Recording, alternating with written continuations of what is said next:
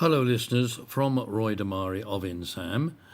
I'd like today to speak about pensions and the way they work, and to put aside for once the antics we have to look at on both sides of the Atlantic. Now with pensions, there are these three pillars which are pretty universal, although of course it varies according to the country you are in. The first pillar is the pension provided by the state or the government. It is based on contributions by workers, and it has a particular feature I'll come back to later, but which involves a lot of kicking the can down the road. The second pillar is the employer's pension, again, which is normally obligatory in all countries, including Switzerland, with the system they call in French the LPP, and that involves both the employer and the employee making a contribution, with the major difference compared with the state system, that's AVS in Switzerland, that the amount of money that you put in remains yours. It's got a tag on it that will have your name and your number. Now the third pillar is your own savings. In a sense there's 3 and 4, but the third pillar is the one where there is encouragement in most countries, certainly in Switzerland, for you to put money aside into an account run either by a bank or an insurance company, and which earns interest and builds up to a sum that you get upon retirement, or which is converted to a flow of pension payments until you finally pass on.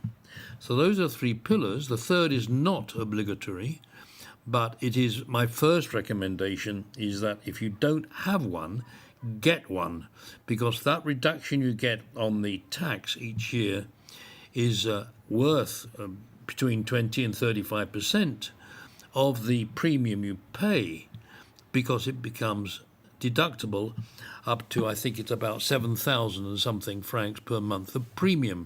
You don't have to go all the way to 7,000, but I recommend that you do go to the maximum and just take care of that.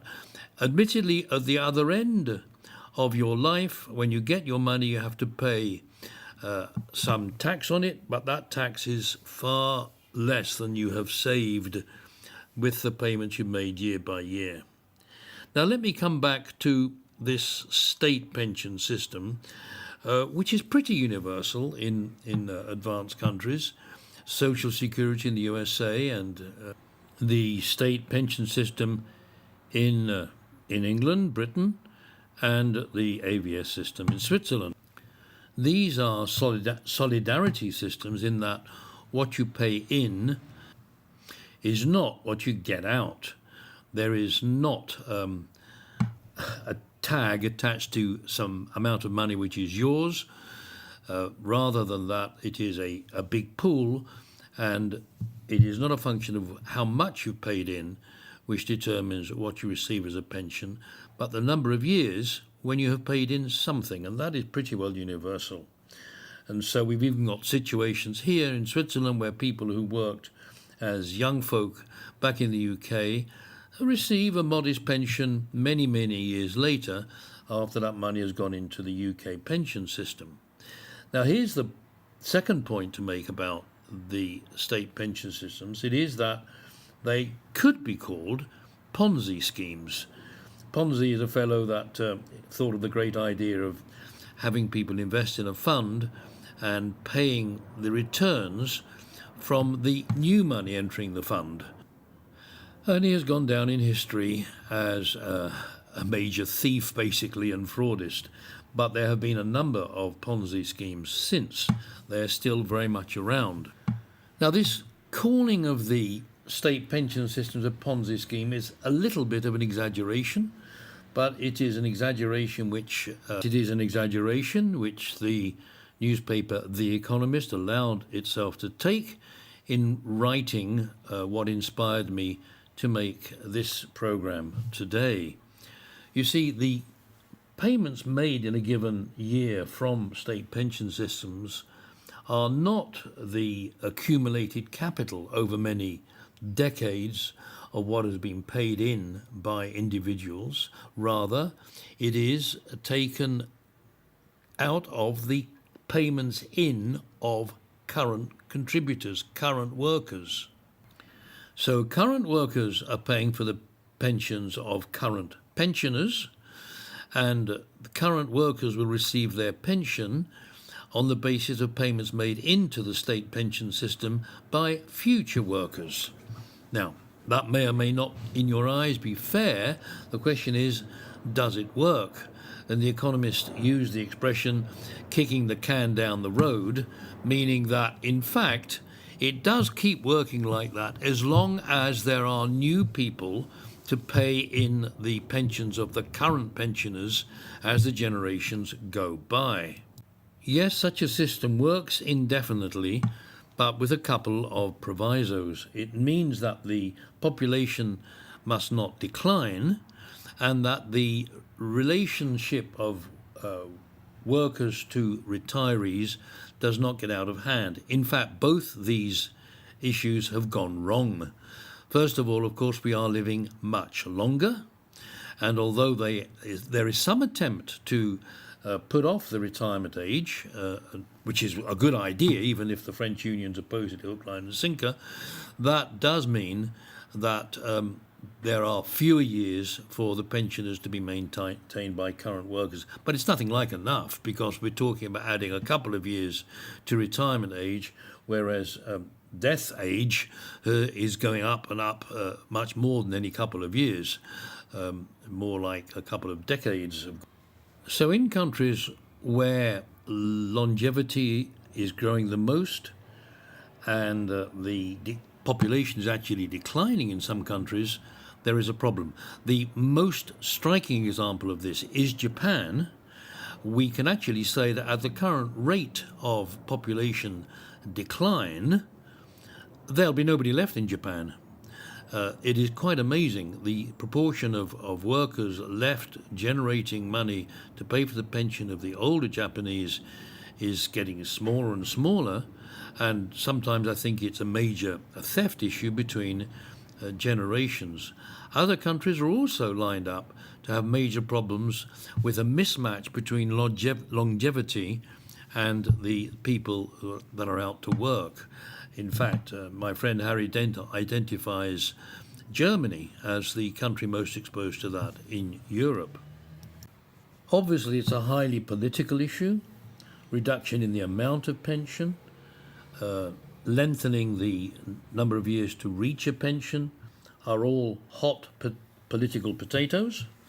Many trade unions oppose any change, but they don't offer an actual solution to how the ends of that budget circle can be met.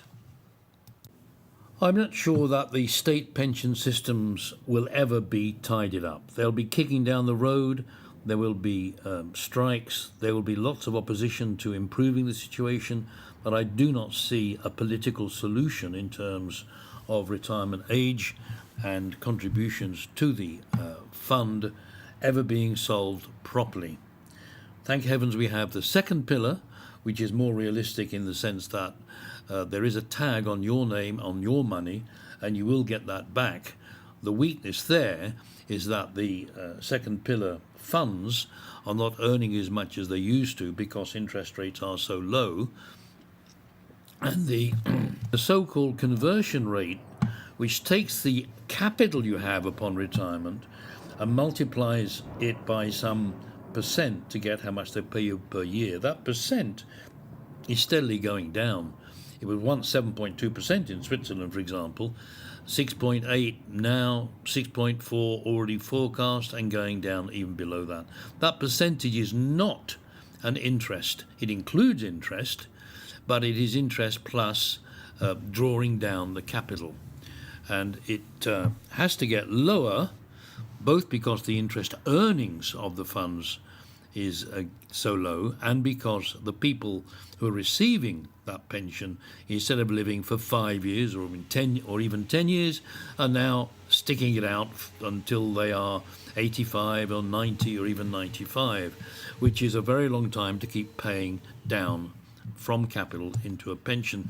If you try and do it with your own private funds, you will find, unless you die very young, you don't necessarily want to do that, that the percentage they give you on the second pillar in Switzerland is actually higher than you can achieve yourself. You'll soon find that taking a pension instead of capital from your third pillar or your own savings is not a particularly good idea. You don't get much. The only issue at stake is that sometimes if you are old and incapacitated, you might prefer to have a steady but certain pension coming in, even if it's less than you could earn yourself. And that is a solution for some people. But generally speaking, you might be better off using your capital under your own control rather than relying on what insurance companies or banks give you in terms of conversion rate on the third pillar. So maybe you take the capital of your third pillar. I don't necessarily recommend that for the second pillar, but for the third pillar it makes sense because the conversion rate is so poor. And you probably will have savings of your own, a kind of fourth pillar. You really should have some savings of your own, because to rely on the first and second pillars alone is really not facing up to the difficulty of having a decent standard of living after retirement. What you then do with what you might take from the third pillar and add to your own savings is the subject of many of these broadcasts. I reckon that investing and choosing the shares or bonds yourself requires a lot of effort. I think it's much less effort with bonds than it is with shares, but even bonds pay so little nowadays, they're not terribly attractive. So probably you need to, in some sense, call upon a professional to look after your money for you, and that professional can be an advisor. We have them in Switzerland, or it can be a managed fund, what the Americans call a mutual fund, or it can be one or several exchange-traded funds. But anyway, if you do choose an ETF, you should have some money in the rock-solid banks that we have in Switzerland, earning very little indeed, but absolutely safe, whereas the stock market is not 100% safe. There is talk of a major crash coming, so I would be very careful in how much you put into the stock exchange. But at the same time, I think going via ETFs, as they are called, is not a bad idea, because in principle they will not crash completely, and if you've got some money in reserve in the banks, that's also a good idea to survive. Well, I'll speak to you again next week, and I hope that all made some sort of sense to you. Not so much as if you're in retirement, it might be too late, it might not be, or if you are coming up to retirement. I haven't really dealt with the situation of international civil servants, but the same principles apply. There is, of course, a UN or related UN agency system for pension payments, and that you get automatically. In a way, that's a kind of combined Pillar 1 and Pillar 2 of the free market system, and Pillar 3 has to be your own savings, again, of which I can only say you should be doing it and not expecting your UN or other international pension looking after you after retirement sufficiently. Save, invest, be responsible. Speak to you again next week.